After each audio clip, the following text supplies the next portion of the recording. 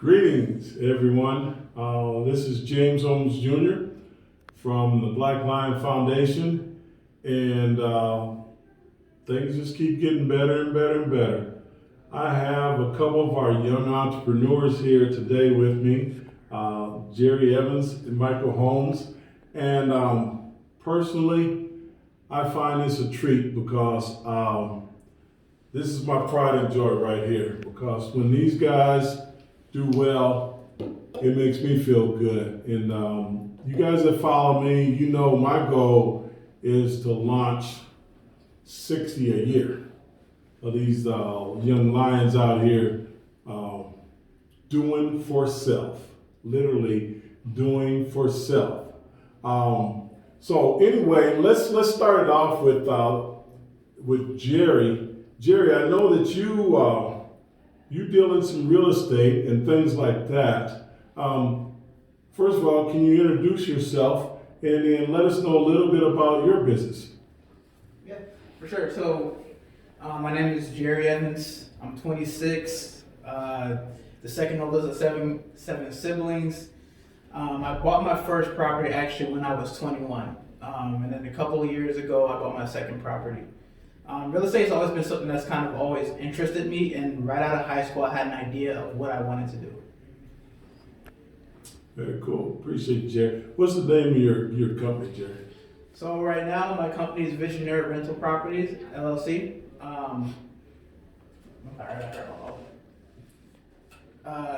Visionary Rental Properties, LLC is the name of my company.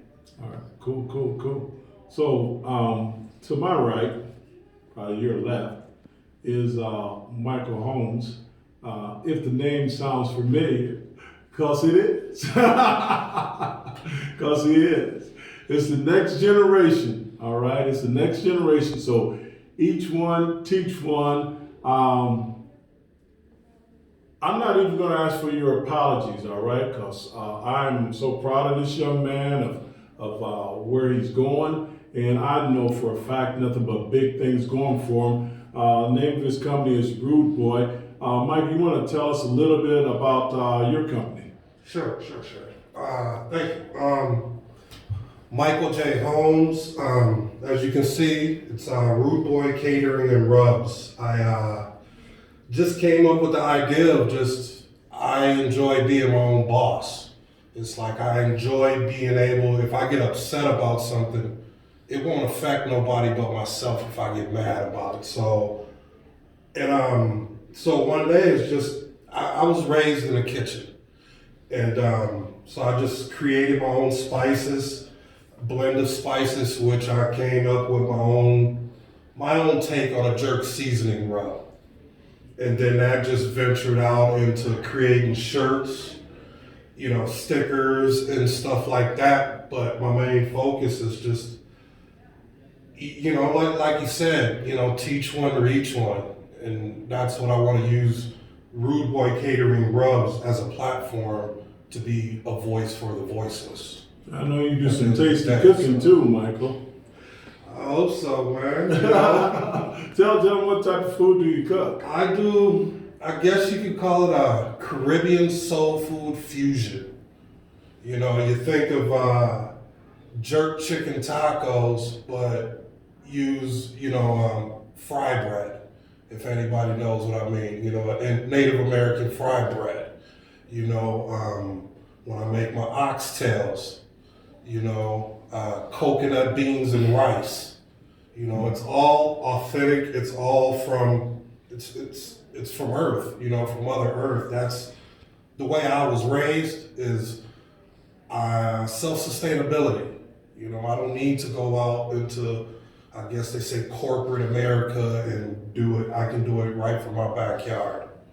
And so it's opened up the door for me to teach the younger generation, my children, and people I work with. And it's just a blessing in disguise because it's allowed me to, one, be my own boss, create a brand that was created through me and my kids. To be honest with you, a squirrel with dreadlocks is the idea of my 8-year-old daughter. Rude Boy I love the Caribbean culture. the Jamaican culture. I mean, it's all a family thing, one way or the other. So that's what it's about. Outstanding. Now, this guy right here, Jerry Evans, I actually refer to him a decent amount without using his name when I'm out speaking at various places. So think about this. 25-year-old guy already owns multiple properties. You guys know what I'm about. I'm about economics and finance being your defense. If you take care of that, the other things will take care of themselves. And the thing about real estate, like they said, they're not making any more of it. So I mean, if somebody's out there that's interested in it, it's a absolutely awesome way to invest and grow things in the future and have generational wealth. I've talked about it before. It's like, do we want to work all day, okay, for somebody else, or do we want to control our own schedule? And when we're sleeping, is our money doing anything for us? Is it growing while we sleep? This young 26-year-old brother has already figured that out. But tell me, Jerry, let's start with your story. Can we start with your story and then we can kind of go on from there? Tell us about Jerry Evans, what makes him tick, where he's from, and why are you so smart, and how come you have so much discernment? Yeah, no, I appreciate all those compliments. Like I said, I'm the second oldest of 7 kids. I have a lot of sisters. I have a bunch of nieces. I was actually born in Illinois, and then my mom and my dad moved up to Minnesota to provide a better life for us. So I think one of the things for me after my parents split after being married for 13 years was seeing how my dad struggled on his own, my mom struggled on her own, me going through 3 different high schools, from Iowa to back to Minnesota, then transferring my senior year, and just never being able to really establish myself anywhere. I think that kind of left me in a space of almost I gotta get out of here. I didn't really get to cultivate any relationships in high school that a lot of people do. I went to community college for a semester, and I liked the people, but I didn't like the work. So I shortly realized that going to college for business was I liked the idea of it. I just didn't like when I was actually in that reality. So shortly after that, 21 years old, I've been saving for a year, and I actually found a down payment assistance program that helped take care of a part of my down payment to buy my first property. This property ended up being in East St. Paul, a duplex with a mother-in-law unit, so it's technically a 3-plex. I bought that at 21 back in 2014, 2015. And then from there, I've been able to kind of grow my nest egg, my cash flow, continue to save until I was able to buy my second property, which is a single-family 5-bed, 2-bath in Coon Rapids. And so both of those are currently fully occupied. They're cash flowing, and I'm looking to get into my third property. And I think a lot of it for me kind of stems down to, and I think anybody that's listening to this can ask themselves this question. And it's a serious question because I ask myself this question. I tell my sisters to ask themselves this question. I tell their friends because it's important. Are your parents, and this is not to be malicious or anything. It's just a serious question. Are your parents living the life that you want to live?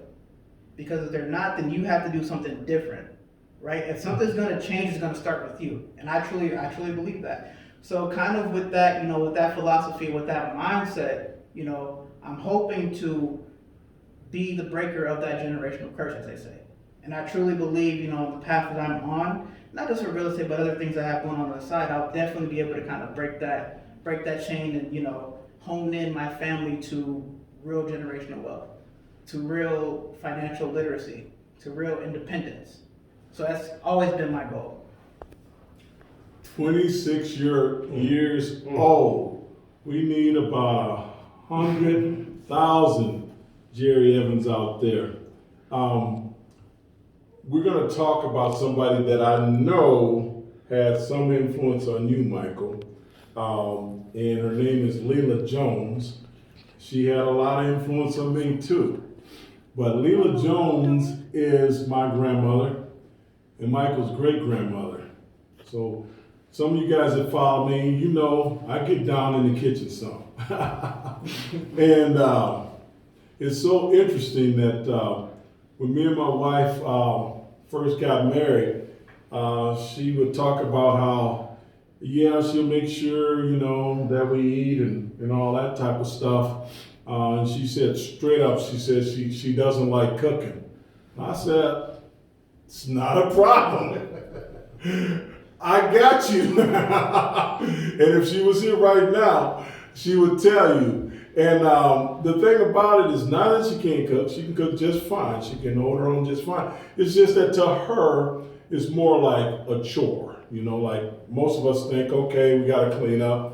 All right, well, you got to do it, so you do it, and it's like a chore. But for me, when I'm in the kitchen, it's like therapy for me.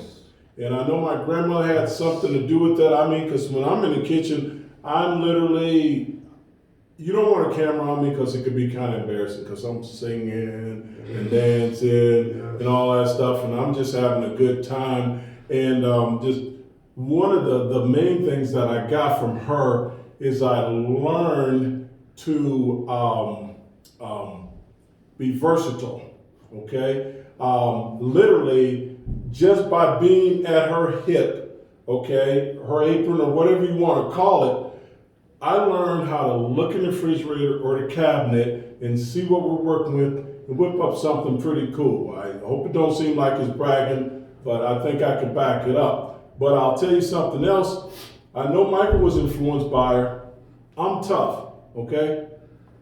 He's tougher than me because he's got the same training from my grandmother, but he's got professional culinary training also. Plus, in addition, I know I'm probably a little biased, but I think he's a genius. I just really do. I think he's a genius.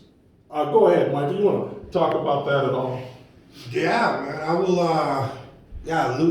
Leela Mae Jones. My great grandmother, his grandmother, my martyr. You know, that's who I look up to. You know, some people got whoever their higher power is. Leela Mae Jones is my higher power. You know, I remember I was maybe a year old when I was almost lost to the system, the foster care system, and I'll never forget her saying, "Y'all bring that baby down here." And, you know, being 1 year old, being raised in Luann, Arkansas, and Population 316. Exactly. And it was the best life I ever lived. You know, I learned a lot, and just the fact of what she taught me is, if you know, when it comes to the eating concept, we had to go out there and get our food. We're not going to sit here and wait for it. We had to plot a little garden next door. That's where my love of gardening comes in, because it reminds me of her. Cooking reminds me of her. Like Uncle James says, when he's in the kitchen, you might not want to have a camera on me for the simple fact of, you know, I'm zoned out. You know, I throw some Marley on, or I throw some music my great grandmother used to listen to, and it's like she's right there next to me. Whenever I'm in, I don't care if I'm getting my daughter a bowl of oatmeal or some cereal. I feel that spirit in her. And growing up in Arkansas, it was a lot of being able to create something out of nothing. What was one big thing I was taught, and that's a big influence on with me and Rude Boy, is I try and create and bring something special from nothing, because that's the way I feel I am. Because at one point in time, I felt like I was nothing. But I go back, I get in that kitchen, I start feeling that spirit of Leela Mae Jones, and I realize I am something.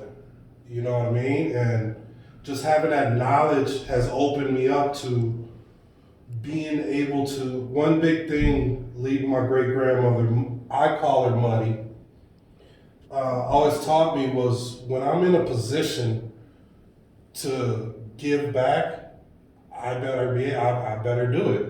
Because there was one point in time where, I'm not able to give back, but now I am. And on that note, Rude Boy Catering and Rubs has allowed me to become a mentor. I've been mentoring the youth in the town I live in for the last 4 years now. I'm a part of the HRC, Human Rights Commission. Possibly, I might be the vice president soon. I'm a part of the Police Advisory Board. And I'm involved with the community because they deserve, the young generation, they deserve to be able to see somebody that was just like them. I was those kids. I was running the streets. I didn't come up with Root Boy until probably about 4 or 5 years ago. And it's slowly every year. Granted, before COVID, the year before COVID, I ain't trying to toot my horn, but, I was killing it in the area I was living in. And it just pushed me to keep always have something I can't be out there cooking at the point in time now. But at least I still have rubs I can sell to people. I've got my shirts I can, sell to people. And what a lot of people don't know is majority of my proceeds, they go back to the community into the Red Wing Youth Outreach Program. I'm involved in another group, the Red Wing Area Mutual Aid. That's my spirit of Leela Jones talking. And I remember, that's I'm gonna stop it right there. You know what? Stop it right there. Let me just keep my composure here, is that I know for a fact she is looking down on you and she is incredibly proud. I know that for a fact. But I'll tell you, Jerry, this guy, like I said before, he's just one of those guys, for whatever reason, I don't know, this guy just touched him or whatever. It's let's give this young man discernment. He figures out things and he is wise way beyond his years. And him and I, we chop it up all the time, don't we, Jerry? All the time. And I'm constantly preaching to him, but I will admit, sometimes I gotta kick back and I just gotta watch that brilliant millennial mind flow and let me absorb it. So Jerry, I know you got some other things going on too, right? Yeah. You wanna talk about any of those? Yeah, for sure. So outside of my rental properties, I'm also a licensed realtor. And I recently just started trading Forex. I help out with credit repair. And, I've learned that I don't touch anything if my heart's not in. Facts. If I don't feel compelled to do it, or if I don't like what I'm doing, I'm not going to do it for long. And I wouldn't even allow myself to kind of go through that to waste anybody's time. And so that's kind of what, my niches have been. And it's so important because they say, to create multiple streams of income. And, while some incomes, while some streams may be bigger than others, it doesn't, the amount doesn't matter, because at the end of the time you put in, or at the end of the day, if you put in enough time, all that's going to compound, right? And so not only that, but you're also building relationships along the way to people that can help you take that next step. Hence, James, right? Which is why he's doing what he's doing in the community, because he can, he can spot talent. His heart's truly in the right place, and he's really passionate about what he does. And so for me, like I said, everything that I do, if I don't get to enjoy it in my lifetime, I'm content with that, right? As long as my family, my nieces, my kids, my grandkids can inherit and can enjoy what they rightfully deserve to enjoy, I'd be happy with that. You know, and like I said, somebody has to be the sacrificial lamb in your family to get to, you know, that freedom and that, you know, what you aspire your life to be. And, you know, if it's up to me, it's about to be. And so that's why I, you know, hone in so much on financial literacy, real estate, owning some type of asset, something that's going to generate you money outside of you working, because nothing's guaranteed. We seen how many people got laid off during COVID. You know, we know how many people are going to lose their homes due to COVID, and they have nothing to fall back on. So my thing is, you know, we have to find another niche, right? We have to find a second stream of income, because there's too many tools and resources out there right now to where there's no reason why somebody shouldn't have a second niche, right? The internet has created so many pathways for additional sources of income. It's just up to the individual if they want to take that, right? And it's just like with everything, everybody's like, well, what if I fail? What if I don't do great? You can't think like that, because I guarantee you, your first day at your very first job, you think you're going to fail. You're probably nervous. That's with anything that you start out with. And as you gradually grow into that, you'll become stronger, you'll become better, you'll become faster, you'll learn shortcuts. And that's what it's all about, because every new step and every new venture that I take, I realize that, you know, the money is great, but also just kind of the growth that I see in myself, right? And the growth that I can pass on to my sisters, to my mom, to my stepmom, you know, to my pops, right? Because all we're missing is information. Information and the ability to put that information into motion. That's it. Once you have that and you compound it and you continuously can work at it, you and your family are going to be set. And that's what weighs so heavily on my heart. So that's why I do what I do. My man. I'll tell you,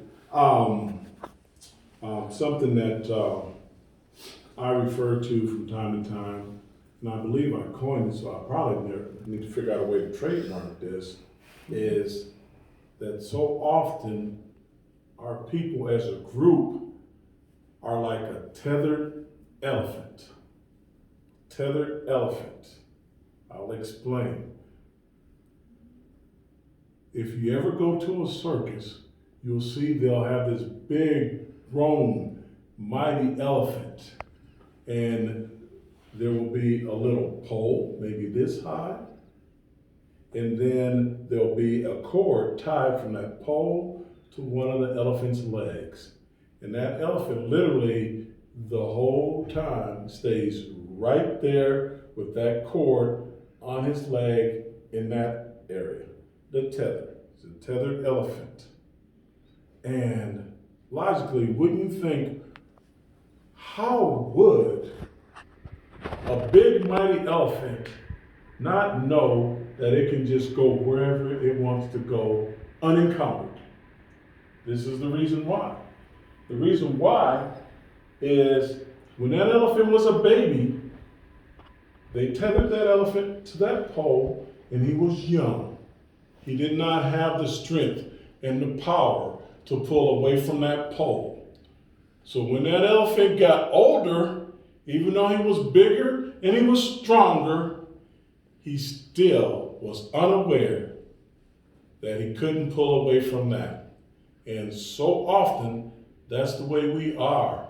We are mighty, powerful, creative, so much power in that melanin, and oftentimes we don't even know it. Yeah. But that's getting ready to stop. Thanks. How do you eat an elephant? One bite at a time. That's getting ready to stop. We're going to do it just 1 or 2 or 3 or 8 or 9 or 10 at a time. The next big move is a Black Line Masterclass. These guys will be a part of it. And in essence, it's 60 years of Wall Street knowledge, finance knowledge, academia knowledge, and reading a whole lot of book knowledge. 60 years of it condensed into 9 weeks, 3 hours a night, Tuesday and Friday, By the time this airs, you're probably only going to have one more day to enroll. Sorry, the word had to kind of get out organic.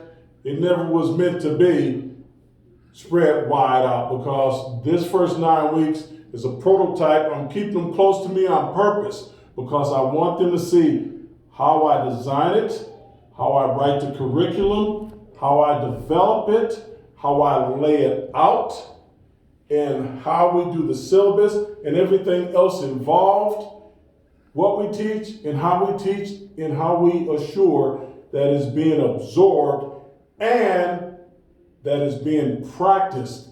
So when all of these young lions finish that 9-week program, they can already hunt, okay?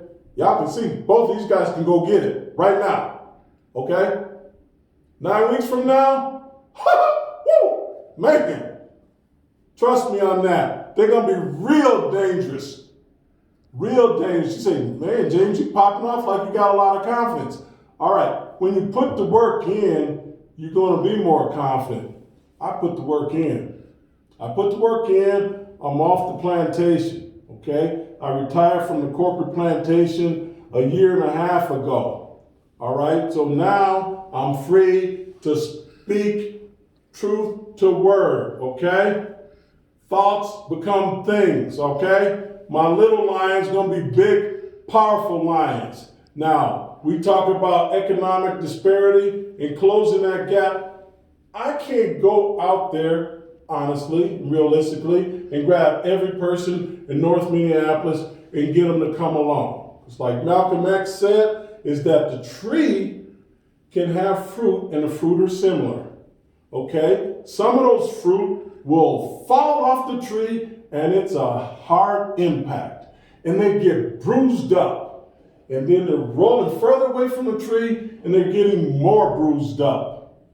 Sometimes they're so bruised, they forgot the tree that they came from.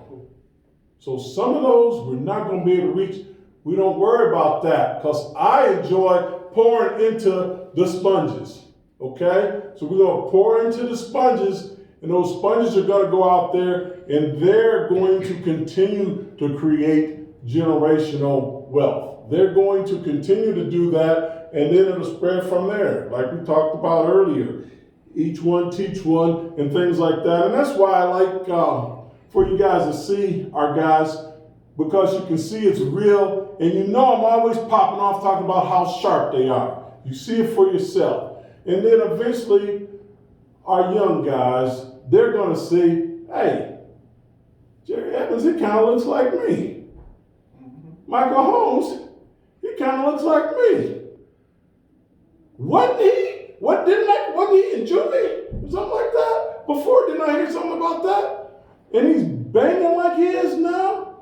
If he can do it, maybe I can do it, huh? If he can do it, maybe I can do it. And I'll tell you something, also, why I want to keep him close, is that it's one thing just to tell somebody something. But it's another thing, like me and Michael talked about being next to our grandmother. It's a whole nother league when I am right there watching those ingredients and watching that magic. It's a whole nother level. Thanks. So that's what they're going to be doing. They're going to be right there with me. They're going to be immersed in it. And I'm going to be loving on them, but we're going to be working hard. Okay, we're going to be working hard. And it's just another level when they're right there by you. I can't die with it. So if I can't die with it, this is what I want my eulogy to read. I want that to be my eulogy right there. That's my eulogy. These guys like that, okay? I have more years behind me than I have in front of me. I'm released from the corporate plantation and I'm about to go off. I know I went off on a little tangent there, but something else that I want to mention about that is the master class. This guy right here is the inspiration of it. My nephew, Michael Holmes, he's the inspiration for the master class. And he's sitting there, what you talking about, huh? This is what I'm talking about. He called me a couple weeks ago. You remember that? Yeah, I know where you're going with this. And he said, Unc, can you dump some of that knowledge on me? And I'm going to tell you, like Spike Moss told me after George Floyd died. George Floyd died, and I called Spike Moss and said, Moss, that's it. I've had enough. I'm ready to work. And Moss said, I've been waiting on you, brother. And I've been running hard and fast ever since. And when he said that to me, it was music to my ears, because I'm like, I've been waiting on you, nephew. I got a lot for you. I didn't want to give it to you till I knew you was ready. I know you're ready now, and we gonna do for self. That's what we're gonna do. We're gonna do for self. So he is a good part of the reason for the master class, is because in essence, it's taking 60 years worth of knowledge and wisdom and information, and some of it is not positive, because some of it is my mistakes, where I made mistakes, where I made errors, so that you don't have to make, and you don't have to make those same mistakes and those same errors. Mm-hmm. And then some of it is the stuff that I get down with, and it's proven that I get down with. We can share that too, all right? So we're going to talk about all of it. We're going to get you guys ready for all of it.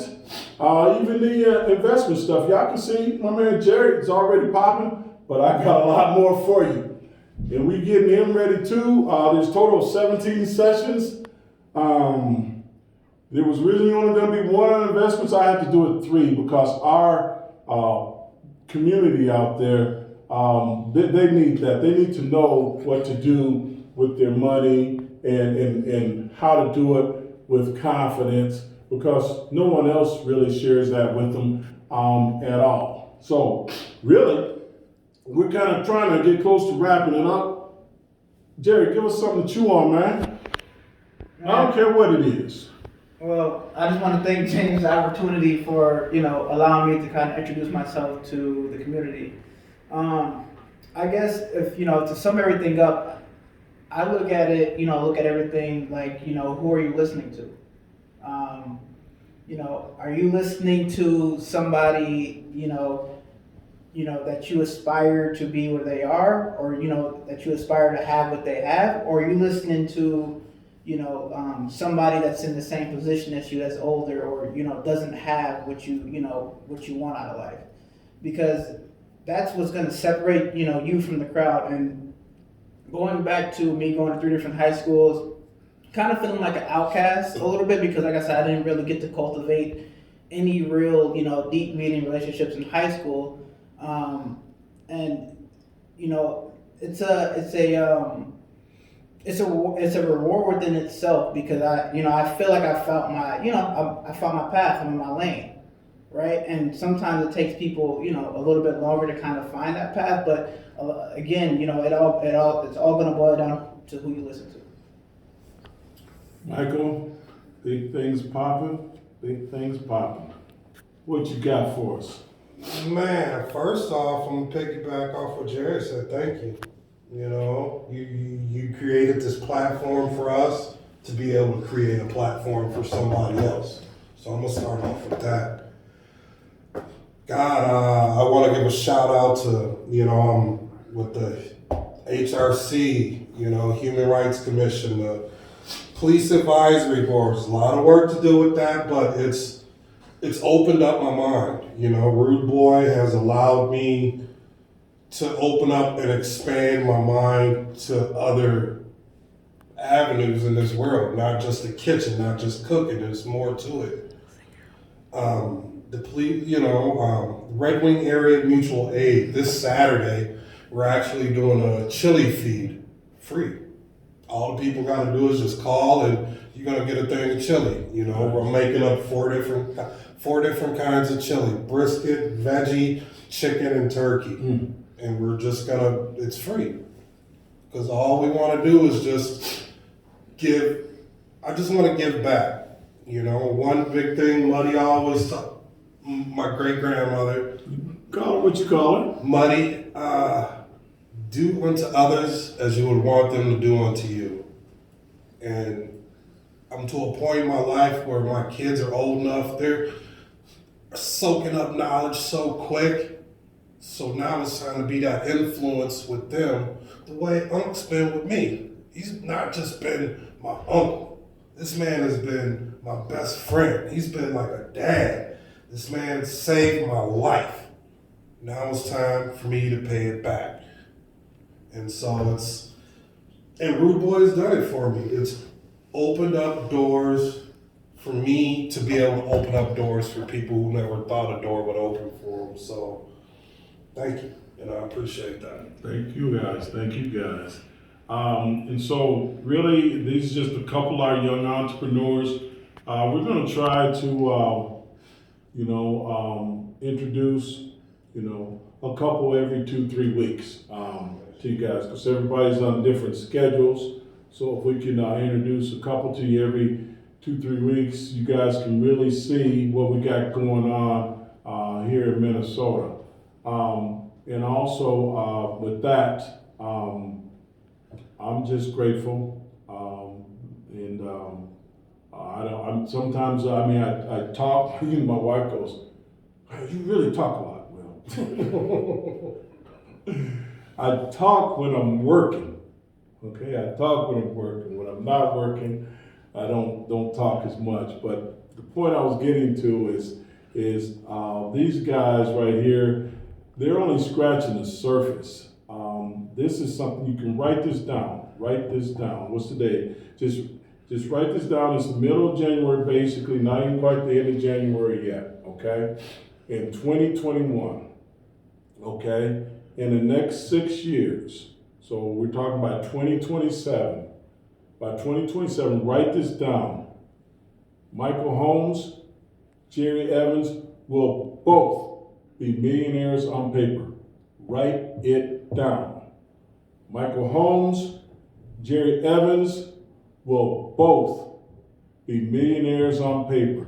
Has your mind accepted that? All the better accepted that. I know it. Has your mind accepted that? We're going to get it there for that. Your mind's accepted. Yes, sir. Y'all mark this down, okay? It ain't bragging if you do it. Muhammad Ali, one of the lines, he had a lot of lines, but one of the ones that I really like a lot is he said, "I told myself I was the greatest before I was." Spoken into existence.